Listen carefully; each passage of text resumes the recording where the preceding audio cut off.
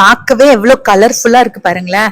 Beetroot idli ரொம்ப ரொம்ப டேஸ்டா இருக்கும். குழந்தைகள்ல இருந்து பெரியவங்க வரைக்கும் எல்லாருக்கும் ரொம்ப பிடிக்கும். செய்யறது ரொம்பவே ஈஸி. நான் சொல்ற ப்ரொபோர்ஷன் அப்படியே ஃபாலோ பண்ணுங்க, உங்களுக்கு சாஃப்டான ரவா இட்லி கிடைக்கும். நான் இன்னைக்கு 4 பேருக்கு டின்னருக்கு செய்யறேன். ஒரு கடாயில 4 ஸ்பூன் அளவுக்கு நெய் ஊத்திக்கோங்க. இந்த மாதிரி முழுசா முந்திரி இல்லைன்னா பாதியா பிளவுபட்ட முந்திரி இருந்ததுன்னா சேர்த்து வறுத்து தனியா எடுத்து வச்சுக்கோங்க. பொன்னிறம் ஆனதுக்கு அப்புறமா இது நம்ம கடைசியே இட்லி மேல வைக்க போறோம். அதுக்காக இதே உங்ககிட்ட முந்திரி பிட்ஸ் குட்டி குட்டியா கட் பண்ணது இருந்ததுன்னா நீங்க கடுகு, கடலைப்பருப்பு, உளுந்து பருப்பு தாளிக்கும் போது அந்த முந்திரியை போட்டு தாளிச்சுக்கலாம். இப்ப அதே நெய்ல கடுகு சேர்த்திருக்கேன், 1 ஸ்பூன் கடலைப்பருப்பு, 1 ஸ்பூன் உளுந்து பருப்பு. சிம்ல வச்சு கொஞ்சம் பொன்னிறமா வறுத்துக்கோங்க. நான் இஞ்சி, பச்சை மிளகாய் எல்லாம் அரைக்கிறதுக்கு சேர்க்க போறேன், அதனால இதுல சேர்க்கல. இப்ப பாத்தீங்கன்னா 1/4 கிலோ அளவுக்கு ரவை, நான் காமிச்சிருக்கிற டப்பா பாத்தீங்கன்னா 1/4 கிலோ ரவை. அது கூட இன்னும் ஒரு 1/2 டம்ளர் அளவுக்கு ரவை மட்டும் சேர்த்திருக்கேன். ஒரு 300 கிராம் அளவுக்கு வெள்ளை ரவை சேர்த்திருக்காங்க. இது வந்து சிம்ல வச்சு அந்த நெய்லயே நல்லா வாசம் வர வரைக்கும் வறுத்துக்கோங்க. கலர் மாறணும்னு அவசியம் இல்லை. இதே வந்து நீங்க சம்பா ரவையிலயும் செய்யலாம், ஆனா இந்த அளவுக்கு டேஸ்ட் கிடைக்காதுங்க. நல்லா வறுத்த ரவை நல்லா ஆற விட்டுருங்க. ஆறுறதுக்குள்ள நம்ம அடுத்த ப்ராசஸ் பண்ணிக்கலாம். ஒரு பீட்ரூட் தோல் சீவி எடுத்து வச்சிருக்கேன். அது கூட 2 பச்சை மிளகாய், ஒரு துண்டு இஞ்சி, கொஞ்சம் கருவேப்பிலை எடுத்திருக்கேன். இப்ப நான் மிக்சி ஜார்ல இஞ்சி, பச்சை மிளகாய், கருவேப்பிலை எல்லாமே சேர்த்துட்டேன். பீட்ரூட்டும் கட் பண்ணி நான் சேர்த்திருக்காங்க. நீங்க துருவி கூட சேர்த்துக்கலாம். இத தண்ணி ஊத்தாம அரைச்சுக்கலாம். தண்ணி ஊத்தாம அரைப்படுமான்னு யோசிக்க வேண்டாம். பீட்ரூட்ல இருக்கிற தண்ணியே போதும் அரைப்படுறதுக்கு. உங்களுக்கு அரைப்படலன்னா 2-3 ஸ்பூன் தண்ணி ஊத்தி கூட நீங்க அரைச்சுக்கலாம். நல்லா நைஸா அரைச்சிட்டு இந்த ரவையோட சேர்த்துக்கலாம்.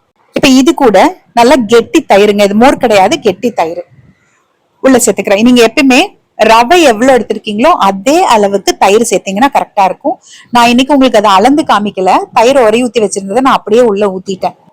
இது நாம நல்லா கலந்து விட்டுக்கலாம். இது எப்படி இருக்கணும்னா இட்லி மாவு பதத்துல இருக்கணுங்க. அந்த அளவுக்கு உங்களுக்கு கொலன்னு இருந்தாதான் உங்களுக்கு நல்லா ரவா இட்லி சாஃப்டா கிடைக்கும்.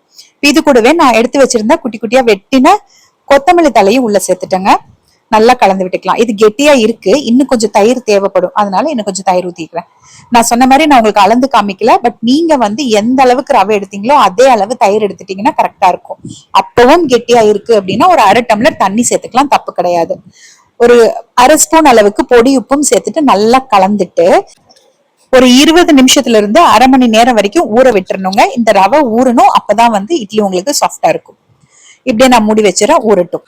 ரவை ஊறுறதுக்குள்ள நான் சட்னி பண்ணிக்கிட்டேன். தேங்காய் சட்னி தான் நான் இன்னைக்கு பண்ணியிருந்தேங்க. இப்ப பாருங்க 20 நிமிஷம் ஆயிடுச்சு, நல்லா ரவை ஊறி வந்திருக்கு. உங்களுக்கு கொஞ்சம் கொழக்கொழான்னு இருந்தது, கெட்டி ஆயிருக்கு பாருங்க.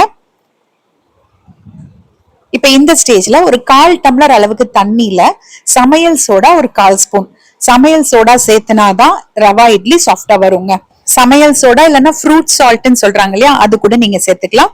எதுவா இருந்தாலும் அப்படியே சேர்த்துனா கட்டி கட்டியா அங்கங்க நிக்கும்ன்றதுனாலதான் நான் 1/4 டம்ளர் தண்ணியில கலந்து சேர்க்கிறேன்.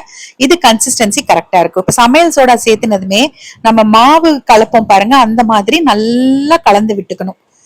சும்மா கலந்தா பத்தாது, நல்லா உங்களுக்கு அந்த சமையல் சோடா எல்லா பக்கமும் போற மாதிரி நல்லா பீட் பண்ணி கலந்து விட்டுக்கணுங்க. பார்த்தாவே உங்களுக்கு தெரியும் மாவு நல்லா பொசு பொசுன்னு வரும். மாவு கன்சிஸ்டன்சி ரொம்ப முக்கியங்க. இப்ப நான் காமிக்கிற மாதிரி இருக்கணும். இட்லி மாவை விட கொஞ்சம் கெட்டியா இருக்கணுங்க. இது கூட அரிசி மாவெல்லாம் எதுவுமே நான் சேர்க்க போறது கிடையாது. நான் இட்லி பாத்திரத்துல தண்ணி ஊத்தி வச்சாச்சு, தண்ணி கொதிச்சிட்டு இருக்கு. இப்ப இட்லி தட்டுல இட்லிகள் ஊத்திக்கலாம். இது வந்து நம்ம நார்மல் குழிக்கரண்டியில ஊத்தக்கூடாதுங்க. சின்ன குழிக்கரண்டி எடுத்திருக்கேன். அதாவது 2 ஸ்பூன் அளவுக்கு மாவு தான் ஊத்தணும் ஒரு இட்லிக்கு. இது கொஞ்சம் நல்லா பெருசா வரும் வெந்து வரும்போது. கொதிச்சிட்டு இருக்க தண்ணியில இட்லி பாத்திரத்துல வச்சாச்சு. இப்ப நான் வறுத்து வச்சிருக்க பாருங்க முந்திரி, அது அப்படியே மேல ஒன்னொன்னு சேர்த்துக்கிறேன். நீங்க மாவு ஊத்துறதுக்கு முன்னாடி அந்த இட்லி தட்டுல ஒவ்வொரு முந்திரி சேர்த்துட்டு கூட நீங்க மாவு ஊத்திக்கலாம். அது உங்க விருப்பம், எப்படி வேணா நீங்க பண்ணிக்கோங்க. தண்ணி கொதிச்சதுக்கு அப்புறம் தான் இட்லி ஊத்தி வைக்கணும். இட்லி ஊத்தி மூடி வச்ச நேரத்துல இருந்து 10 நிமிஷம் போதும், சூப்பரா வந்துரும்.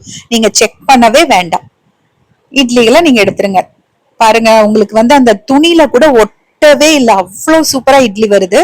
ரொம்ப நல்லா வருங்க இட்லி. நான் சொன்ன மாதிரியே பண்ணுங்க. நான் சொன்ன அளவுகள்ல கரெக்டா பண்ணீங்கன்னா சூப்பரா ரவா இட்லி கிடைக்கும். பீட்ரூட்டுக்கு பதிலாக கேரட் யூஸ் பண்ணலாம், பச்சை பட்டாணி யூஸ் பண்ணலாம். பச்சை பட்டாணி யூஸ் பண்ணி நான் ஏற்கனவே ஒரு 5 வருஷத்துக்கு முன்னாடியே வீடியோ போட்டிருக்கேங்க. என்னோட 2-3 ஃப்ரெண்ட்ஸ் சொன்னாங்க எனக்கு சாஃப்டா வரல அப்படின்னு சொல்லிட்டு. நான் சொன்ன அளவு தயிர் கண்டிப்பா ஊத்தணும். அதே மாதிரி கன்சிஸ்டன்சி கரெக்டா இருக்கணுங்க. சோடா உப்பும் சேர்க்கணும், அப்பதான் இட்லி சாஃப்டா கிடைக்கும்.